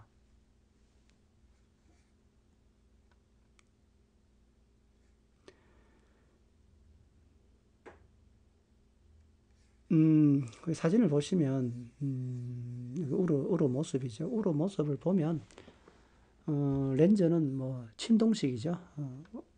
우리가 이제 이런 렌즈를 리지드라고 하죠. 이런 렌즈를 리지드를 하고, 침동식. 예전엔 다 이런, 침동식 렌즈죠. 렌즈를 이렇게 뺐다 끼었다. 접이식이라고도 하고, 뭐, 침동식이라 하는데, 렌즈가 아까 말씀드렸듯이, 미크로 줌마 42mm f4.5죠. 그리고 이 당시에 카메라들이 현재 카메라하고 좀 다른 거는 이 사진을 찍을 때 그 거리 측정이 이 사진기 위에다가 요즘처럼 이렇게 초점을 맞추는 게 아니고 여기에 이제 이런 스타프 같은 걸 올려가지고 우리가 저 토목공학에서 하는 그 삼각 측량 있잖아요. 그 삼각 측량의 원리를 이용해서 이렇게 이제 이걸 이렇게 스캐퍼를 올려가지고 이렇게 측량 원리를 이용해서 거리를 맞춰서 사진을 찍었죠. 그러다 보니까 사진 찍는 데 굉장히 좀 불편하죠. 그 당시 기술로는 처음에는 이제 이렇게밖에 할 수가 없었어요. 그 이제 발전한 RF 카메라가 나오는 거는 그 이후에 1930년이 돼야 나오죠. 32년도. 그게 한참 전이죠. 그 당시 지금 카메라하고 비교했을 때는 많이 조악해 보이지만 그 당시에서는 상당히 심려를 기울여서 잘 만든 카메라라고 생각이 됩니다. 한 사람의 어떤 인생이 깃들인 카메라죠. 이제 1920년, 1918년에가 이제 1차 세계대전이 끝났고 독일이 베르사유 조약에 서명을 함으로써 독일은 패전 국가가 되었죠. 제가 늘 뭐 유튜브에 이야기했지만 전쟁이라는 거는 이겨야 번전이 될까 말까 한데 지면 뭐 쫄딱 망하는 거죠. 독일도 1차 세계대전에 져가지고 그 베르사유 조약에 서명함으로써 엄청난 배상금을 물어줘야 되고 마르크화가 거의 휴지가 되고 돈을 찍어내고 뭐 인플레이션 생기고 뭐 난리가 아니었죠. 그러다 보니까 공장에 이제 구조조정 들어가고 실업자가 거리에 넘치고 또 라이카사는 또 경영 악화도 오고 그렇지만 또 라이츠 1세가 웬만하면 이 사람들을 안 자르는 함께 살아가려는 그런 상당히 훌륭한 기업 정신을 갖고 있었는 분 같더라고요. 그렇지만 시대의 흐름을 이길 수가 없죠. 뭐 1920년대 오면서 또 더군다나 그런 어려운 시기에 라이츠 1세가 사망을 해요. 돌아가시게 되죠. 그 아들인 라이츠 2세가 이제 경영권을 물려받았죠. 1920년에. 그래서 이제 이 발언하기 그리고 또 이게 라이츠하고 칼자이제는 또 곤욕을 치른 게 불경기도 불경기지만은 이것들은 렌즈 회사도 또 전문 기업으로 찍힌 거예요. 그러니까 우리가 이제 뭐 저격수 소총에 서는 거, 라이플에 서는 거, 망원경, 탱크 조준경 뭐 이런 게 다 칼자이저 아니면 라이카사에서 납품을 했잖아요. 그러다 보니까 이게 전쟁이 지니까 전문 기업이 돼버린 거예요. 그 전문 기업으로 가지고 뭐 상당히 고통을 당했죠. 그리고 1920년대 라이츠 1세가 돌아가시고 참 어려운 시대였죠. 그래서 이 카메라 발언하기 개발한 이 우로가 세상에 몬테날 뻔했죠. 사장 될 뻔했는데 또 역사가 되려고 하니까 일이 되려고 하면 늘 된다고 하잖아요. 또 이 에른스트 2세가 상당히 발언하게 만든 카메라에 대해서 좋은 미래를 좋게 본 거예요. 그러니까 이 사람들은 확실히 그런 사회를 보는 눈이 있어요. 뭐가 블루오션이다. 그 라이츠 1세는 이 현미경은 급변하는 사회에서 꼭 필요한 거다. 그리고 광학사업은 미래를 위해서 필요한 사업이다. 이런 걸 내다봤죠. 그런 눈이 있는 거예요. 뭐 지금 뭐 생각하면 당연한 거 아니냐 하지만 또 그 당시에는 미래가 예측이 안 되잖아요. 그리고 라이츠 2세도 이 소형 카메라는 블루오션이라 이걸 내다봤죠. 그래서 이 경영자들이 미래를 볼 수 아는 눈이 있어야 된다. 그래야 그 기업이 미래가 있다. 요즘 뭐 우스갯소리로 암호화폐가 크립토 에셋이 많이 유행하고 있는데 큰 정책을 하고 큰 일을 하는 사람들은 미래를 봐야 되죠. 이게 과연 미래의 먹거리가 되느냐, 이 사기냐. 일반 사람들은 몰라도 되지만 큰 경영자들, 큰 일을 하는 사람들은 반드시 그걸 판단할 수 있어야 돼요. 그 판단 못하면 빨리 시골에 가서 배추 농사 짓는 게 낫죠.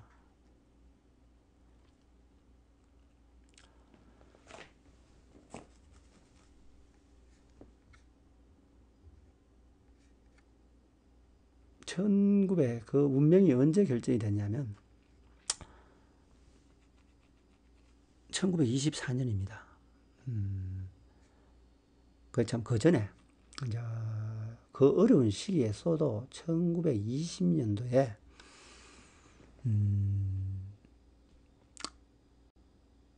20년인가 23년도인가 23년쯤에 그 독일에서 이제 라이츠사에서 눌 시리즈를 만들죠. 눌 영어로는 독일어는 눌인데 영어로는 우리말로 제로죠. 제로 0 시리즈라고 하죠. 0 시리즈를 이제 프로토타입을 만든 거죠. 이거를 이제 상용화하기 전에 한번 몇 개 비슷하게 만들어가지고 테스트를 해보는 거죠. 그걸 이제 우리가 프로토타입 하는데 그 프로토타입을 만들었는데 어떤 자료에는 보면 31개를 만들었다고 하고 그 옥슨 같은 경매 사이트를 보면 25개를 만들었다고 하거든요. 누구 말이 맞는지는 모르는데 소형 카메라가 이게 시판된 이 최초의 넘버가 131번이라고 하더라고.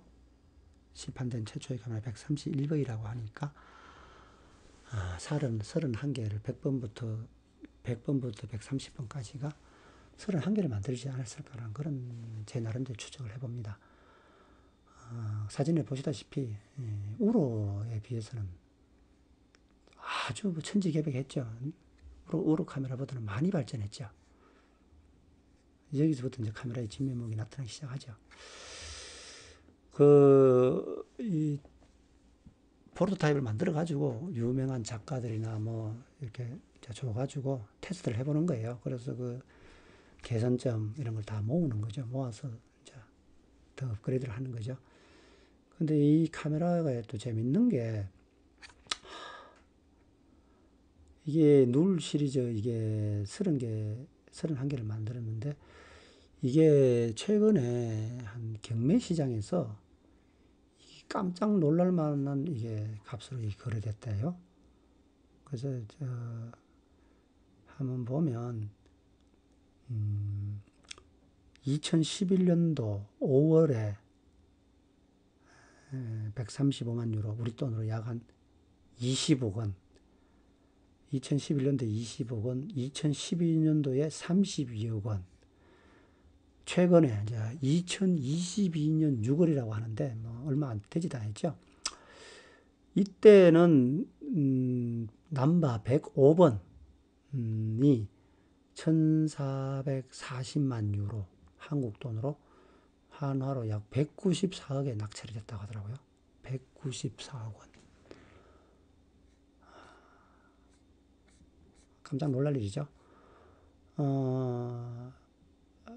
포토그래피카라는 옥션에서 194억이 낙찰됐는데 오스카 바라나기 직접 사용을 했던 것으로 알려졌고요. 1930년도에 아들한테 물려줬는데 그 아들이 거를 미국의 1960년도 미국의 어떤 수집가가 이걸 사갔는 모양이더라고요. 그리고 22년 전에 낙찰될 때 그때 주인은 누구로 바뀌었는지 모르겠고요. 어떤 194억의 소장 가치가 있다. 이렇게만 알고 계시면 될 것 같습니다. 이제 23년에 눌 시리즈를 만들어 가지고 거의 다 테스트가 끝났죠. 그래서 이제 거의 이제 시판할, 상용할 그런 카메라를 만들었죠. 그 만드는데 이걸 대량 생산 체계를 해서 회사에 어떤 사활을 걸 것인가 말 것인가 거기에 대한 이제 결정을 하는 회의가 1924년에 열렸다고 하네요. 그래서 1924년에 3시간 반의 회의라는 게 있어요. 거기서 이제 회사의 중력들이, 경영진들이 모여서 엄청난 갑론을박을 했는데, 이런 불황기 속에서 이런 걸 잘못 투자했다가, 회사가 쫄망한다. 지금은 회사의 어떤 사업을 벌릴 게 아니라 내실을 다져야 된다. 너무 그 경기가 안 좋다. 이런 의견이 지배적이었고, 그래서 이게 사장될 뻔 했다더라고요. 근데 그 회의가 상당히 중요한 회의였고, 라이카의 운명을 결정하는 회의였죠. 그래서 그 라이카의 역사를 얘기할 때 이 회의는 굉장히 의미가 있는 회의였다. 1924년 그 회의 때 마지막으로 3시간 반쯤이 지난데 마지막으로 최고 경영권자인 에른스트 2세가 딱 가르마를 타죠. 결정을 한 거죠. 요즘 세상에 살아보면 이 결정 못하는 정우군도 있더라고. 제가 직장생활을 해보면 이번 뻔질하게 얘기하는데 결정을 못해. 책임지기 싫고. 그래서 요즘 현대사회에 이게 이제 결정 못한 정우군이 있는데, 어쨌든 경영자들은 또 결정할 땐 결정해야 되겠죠. 좋고 나쁘고를 떠나서 싫든 좋든 결정을 할 땐 또 결정을 해야 되거든요. 그 에른스트 라이츠 2세가 딱 결정을 내리는 거예요. 어떤 위험을 무릅쓰고라도 바른하게 카메라를 제조하겠다. 딱 결정을 해버리고 가람을 딱 타버린 거예요. 그 회의의 글을 기록하기 위해서 동판에다가 그 그 글을 새겨서 라이카 그 공장 벽에다 붙여놨다고 하는데 저는 뭐 붙여놨다고 하는 그 사진만 봤고 제가 직접 가보지는 못했어요. 그 벽에 어떻게 써져 있냐면 Here Enchist 1924 Ernst Reich to Dipon Oscar Barana 에르푼덴의 라이카 쭈 페르팅겐 이래 돼 있거든요. 이 말을 뭐 우리말로 해석하면 1924년 에르스트 라이츠 2세는 오스카 바르낙에 의해 발명된 라이카를 만들기로 결정했습니다. 이 뜻이라네요. 이걸 동판에 새겨서 공장 벽에 붙여놨다고 하는데 이제 뭐 독일 여행할 때 여기 앞에 사진 한번 찍어보고 싶네요. 이 단호한 결정해서 1924년부터 이제 라이카 카메라를 만든 거예요. 그래서 카메라를 만들면서 그 이름 라이카 카메라를 1924년부터 말부터 후반기부터 만들었는데 세상에 선을 보인 것은 그 이듬해 1925년 4월 라이프치히 박람회 때 처음으로 이 사람에게 이제 시민들에게 전 세계 국민들에게 첫선을 보인 거죠. 그 첫선을 보일 때 굉장히 이 찬사를 받았다고 하네요. 사람들이 깜짝 놀라죠. 카메라가 이렇게 작을 수 있나? 기존이 그 틀을 깨지는 거죠. 우리가 옛날에 시골에 살 때 전화 한 통 하려면 제가 어릴 때 돌려가 여보세요 어디 몇 번 부탁합니다 이러면 교환 아가씨가 예예 뭐 어디가 막 손 꽂고 꼽아가 좀 있으면 또 연결이 되거든요. 그 통화하고 그랬거든요. 제가 어릴 때 돌리가 바로 전화가 안 되죠. 왜냐하면 교환수가 내가 원하는 번호를 이쪽에 꼽아줘야 이쪽에 전화가 되잖아요. 그러다가 뭐 또 금방 또 뭐 제가 중학교 갔나 고등학교쯤 가니까 이제 또 그냥 이렇게 누르는 게 그냥 뚝뚝뚝뚝 누르는 전화기가 나오더라고. 그러니까 요즘에 이런 핸드폰 이런 폰은 상상도 못하죠. 그러니까 사람들이 이따만한 사진기 보다가 이 바르낙이 만든 이 카메라를 보니까 이 완전 이 아이폰 보는 거 똑같은 거예요. 와, 이 깜짝 놀라는 거죠. 그래서 상당히 인기가 좋았다.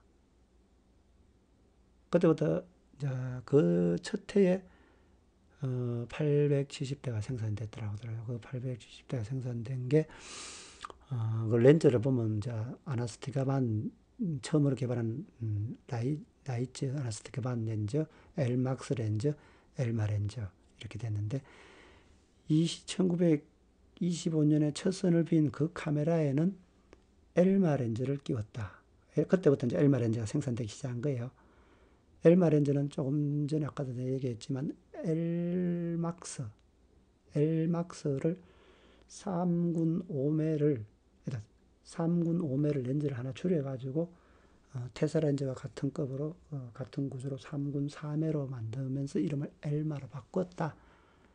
그래서 오해를 받는다. 엘마 렌즈에 어떤 모방을 한 게 아니냐 이런 오해를 받는데 그런 말은 제가 잘 모르면서 좀 쓰는 건 자제해야 된다 이런 말씀드렸죠. 나름대로의 막스 베르기 창의적인 능력을 발휘해서 만든 것이다. 모방이라고 말을 하면 라이카의 어떤 자존심을 죽이는 것이다. 그리고 비터 에겐슈타인이 말했듯이 잘 모르는 것에 대해서는 침묵해야 한다. 이렇게 아까 좀 전에 얘기를 했습니다. 그래서 다시 한번 말씀드리지만 라이카 렌즈는 카일 자이즈 렌즈와 근본적으로 접근 방향이 달랐다. 이건 저희 내피셜입니다. 라이카 렌즈는 카일 자이즈 렌즈보다 후발주자이기 때문에 어떤 방법으로든 카일 자이즈의 해상도와 선들을 따라잡을 수 없다는 걸 느낀 거예요. 그래서 꼭 잡는 게 매다. 카메라 렌즈가 사진만 잘 나오면 되지 않느냐. 그래서 사진이 좋은 사진을 만들기 위해서 연구를 해서 라이카 카메라가 나왔다. 저는 이렇게 생각하고 자꾸 칼자이즈와 라이카는 비교 대상이 되는데 한마디로 딱 정리하면 칼자이즈의 색감은 정직하고 라이카의 색감은 아름답다. 이 말밖에 할 게 끝.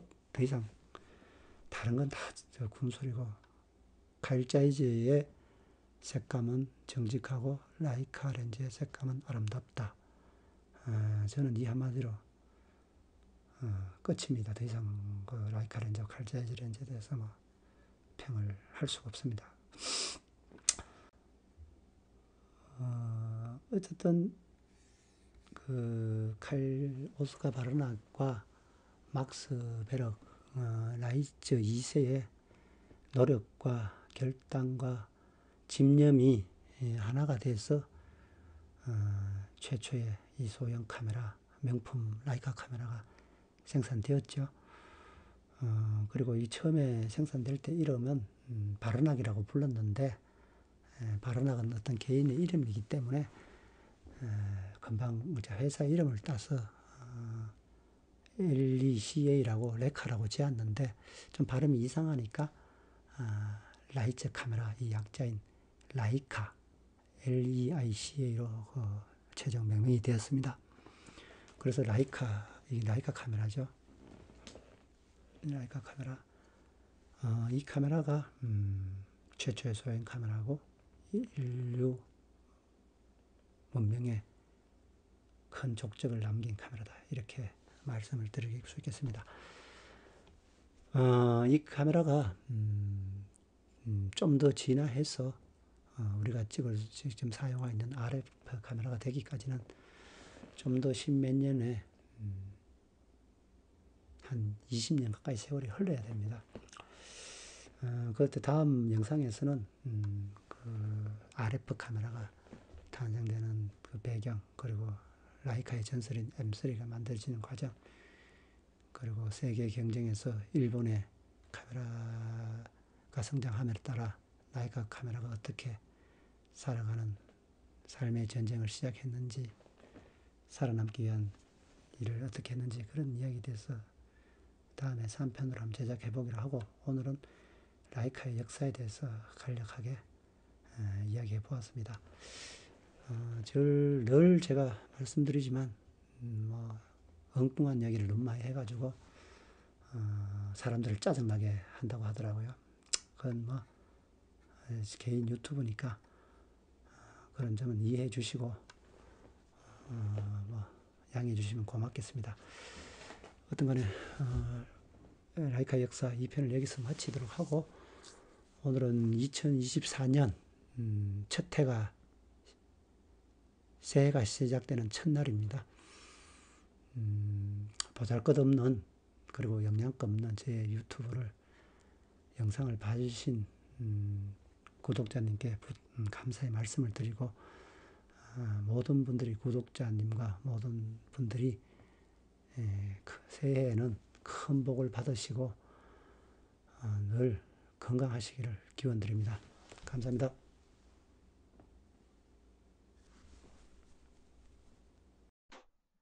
좋아요, 구독 부탁해요.